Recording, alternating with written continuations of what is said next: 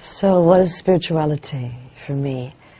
Spirituality means for me living fully as yourself, to allowing the truth of all that you are to be exposed and to live from that truth.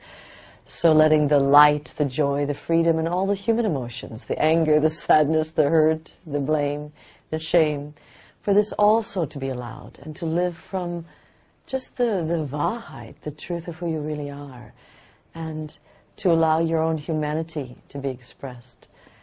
And an even deeper spirituality would be one who has really cleared away some of the lids, some of the lies, the shutdowns, the limitations, and exposed the joy, the love, the freedom that is their own nature, and are allowing themselves to live from that. And so it's just living, fully expressed, savoring life fully, and the whole human existence. So how can we bring together both the spiritual and then living in a material world as we do?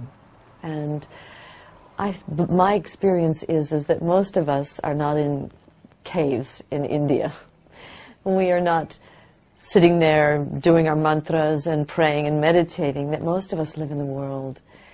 And yet there is work that is available that you can do that can help you clear whatever has shut you down or held you back, so you can be exposed to the fullness of who you are. And that fullness can live life fully. There's no difference between living in the material world and living in your house, living at a job, if all of you is available, if your full potential is allowed to be expressed in life and lived in life, then this works together fine. There's no problem. And the unfortunate thing is that people make a difference. They make an unterschied between their spirituality and then they have what they call the rest of my life.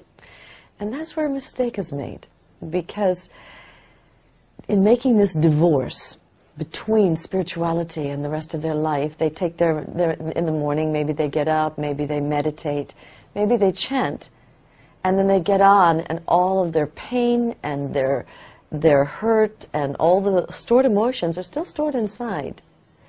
And they haven't met these emotions, and so they put a lid over them. And what happens is these emotions are all occurring under this lid.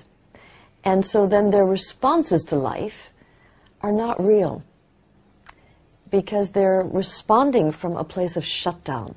They're responding from a place of having put a lid over their life. And my prayer is that we all of us lift this lid off, and that we take the lampshade off our light and allow the fullness of who we are, the light, to live through us. And so this potential that exists in each of us,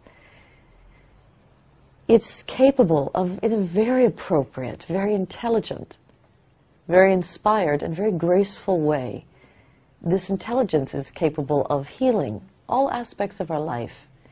It's capable of healing our relationships. It's capable of healing whatever fears we have around our jobs. It's capable of releasing our fears around our ability to manifest abundance in our lives. And so really, my prayer for everyone is that we come to know the magnificence that is stored inside us, and that we let the lies go, and that we let our life be a spiritual life, lived in grace, from this grace. Yes.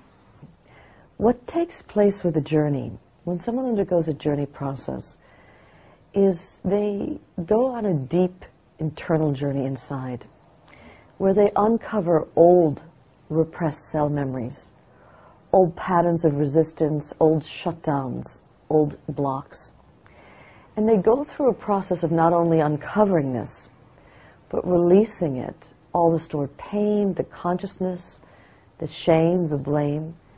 They go through this process of really letting go of all that stored consciousness, and also through a process of forgiveness, so that the body and the being can heal.